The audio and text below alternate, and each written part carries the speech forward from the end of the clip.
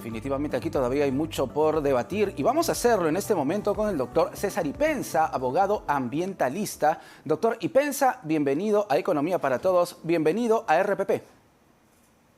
Muy buenas tardes, muchísimas gracias por la invitación, Jorge. ¿Cómo tomar esta decisión del Congreso de la República, la ampliación del REINFO por 6 meses más con opción a otros 6, claro, mediante decreto del Ejecutivo? Un tema que se ha venido debatiendo desde hace mucho y por allí no falta quien dice que en el Congreso los mineros ilegales tienen hasta su propia bancada multipartidaria, por cierto. Así es, Jorge, lamentablemente esto era previsible. Se ha utilizado la excusa de la tardía presentación del proyecto de ley MAPE, que ni se ha tocado, lamentablemente, ¿no?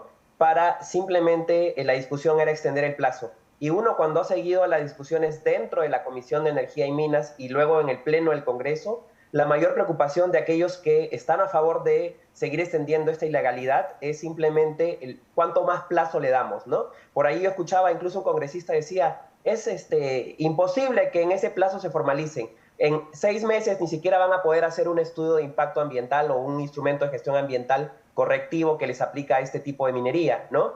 Y yo decía, es decir, ¿acaso todos estos señores mineros que han venido operando, no en los últimos tiempos, sino estamos hablando de 22 años de existencia, no han tenido ni siquiera el compromiso de contratar o de elaborar un instrumento ambiental y esperan recién el plazo para poder recién elaborar un estudio ambiental?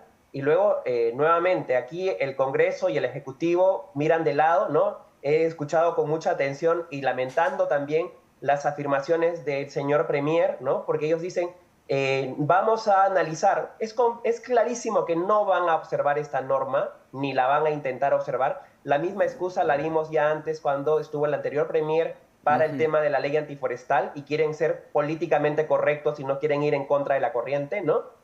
Y por otro lado me llama la atención que ponga en tela de discusión que el Ministerio de Energía y Minas asuma lo que le toca, la responsabilidad por llevar estos temas en marcha, ¿no? Que lo ha desatendido por un lado, y por otro lado seguir diciendo, bueno, todo esto se ha aprovechado por el REINFO, pero ¿quién controla el REINFO? Es el Ejecutivo. En el último tiempo hemos visto, claro, y en la gestión del actual Premier, ¿no? Sobre todo, claro, 1.500 muertos que producían y declaraban y aquí nadie sabía nada, ¿no? Es importante señalar también que el mismo presidente de la Comisión de Energía y Minas del Congreso ya había presentado su propio proyecto con su firma para ampliar el plazo del REINFO. Entonces, lo que se ha hecho, en resumidas cuentas, es darle la razón a quienes de una u otra manera estaban queriendo otra vez ampliar este plazo. Bueno, y ya van varias, ¿no? Ya van varias y lamentablemente no hay resultados.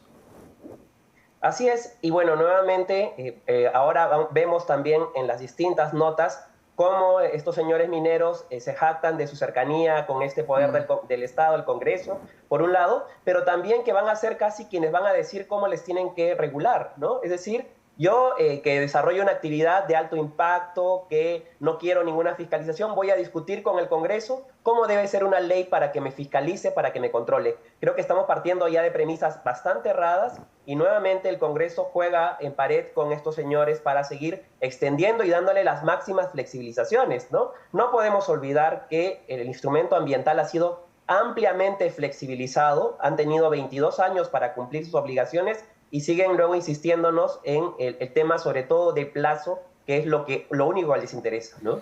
Claro, y llama la atención también, doctor Ipenza, que claro, salen a marchar, por ejemplo, nuestros amigos bodegueros, ¿correcto?, que se sienten agobiados por la delincuencia. Salen a marchar los choferes, salen a marchar distintos gremios y muchas veces ni siquiera son escuchados o recibidos por los congresistas.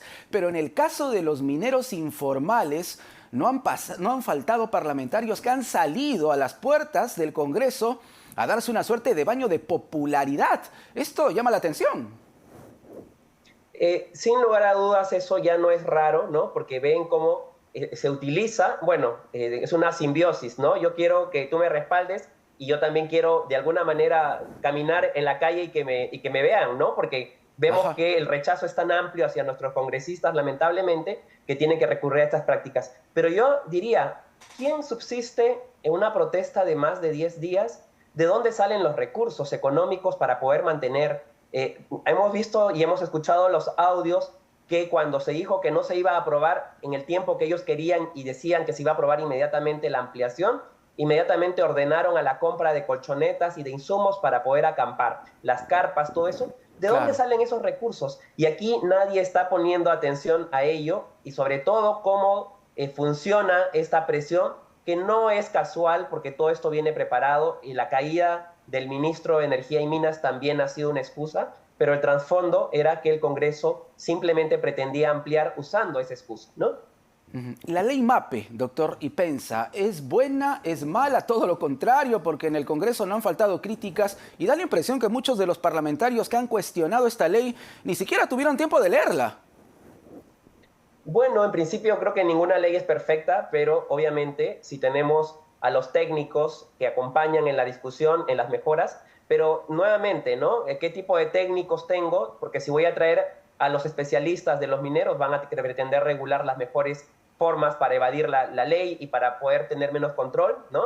Tiene elementos interesantes, sí, porque planteaba, por ejemplo, que sea el Ministerio de Energía y Minas que asuma esta rectoría en un plazo de 6 meses, ¿no? Que me parece pertinente. Por otro lado, eliminaba la exención de la responsabilidad penal, ¿no? Es decir, aquellos mineros que actualmente están insertos en el proceso de formalización dentro del REINFO, la policía ni la fiscalía los puede procesar porque no hay una exención de responsabilidad penal. Exacto. Algo que no se vio, sí, en el proyecto, que a mí me llama la atención de manera particular, ¿no?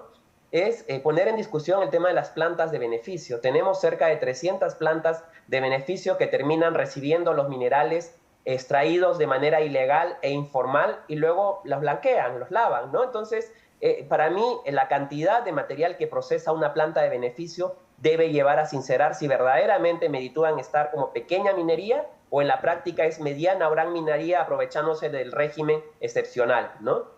Y es que aquí, doctor Ipenza, se maneja muchísimo, muchísimo dinero que hasta financia campañas electorales, eso lo sabemos todos. Entonces, ¿qué se puede hacer ahora? Hay todavía tiempo de debatir la ley MAPE, tenemos 6 meses según el Congreso, ¿no? Aunque todo indica que va a seguir ampliándose, no sé, al menos esa parece ser la intención. Sin lugar a dudas, ya lo hemos visto en el tiempo, ¿no? Yo vengo siguiendo este tema más de 10 años.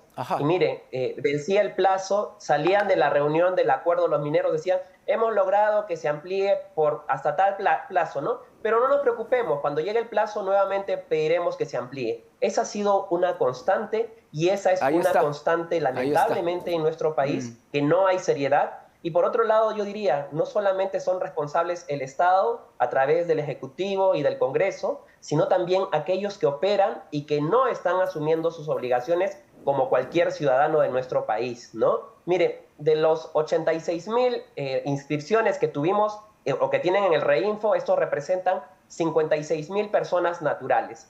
De ese universo, solo 20,000 se han mantenido vigentes en el REINFO. Pero ¿qué tengo que hacer yo para permanecer vigente en el REINFO? Uno, tener un RUC. Lo segundo es declarar lo que está produciendo, que está en un sistema del Ministerio de Energía y Minas para que uno pueda declarar lo que produce. Y lo tercero es presentar el instrumento ambiental, el IGAFON, ¿no? Ojo, es presentarlo, no te está diciendo que te lo aprueben.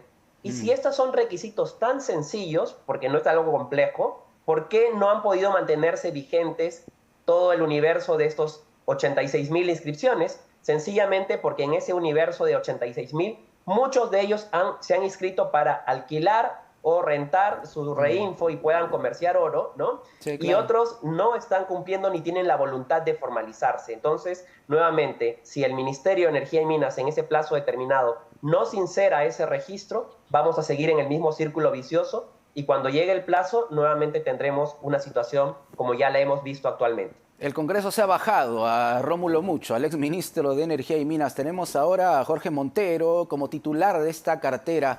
Para finalizar, doctor Ipenza, ¿qué podríamos esperar de él?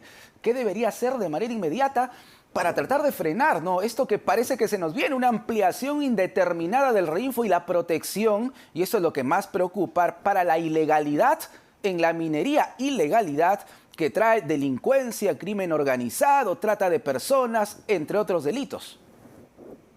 Creo que toca continuar la labor que ha venido haciendo la directora actual, la doctora Mayra, me parece, ¿no? Que vimos verdaderamente un convencimiento de sincerar el REINFO. Y ojo, porque quien asuma esa Dirección General de Formalización Minera debe tener también la atención y también yo diría que implemente medidas anticorrupción en esa dirección, porque hemos tenido denuncias ya no de ahora, sino del pasado, donde involucran a funcionarios que aún se mantienen ahí y que están vinculados a situaciones cuestionables de haber mantenido situaciones bastante preocupantes, ¿no? Entonces, yo diría primero que designe una persona que tenga intachable, ¿no? Y no solamente técnica, y que implemente mecanismos para evitar cualquier situación que pueda lindar con la corrupción en ese nivel. Y toca, creo que, trabajar claramente en beneficio de nuestro país, ¿no? Muy bien, hay mucho por hacer, sin lugar a dudas. Doctor Ipenza, muchísimas gracias por este diálogo con RPP. Gracias.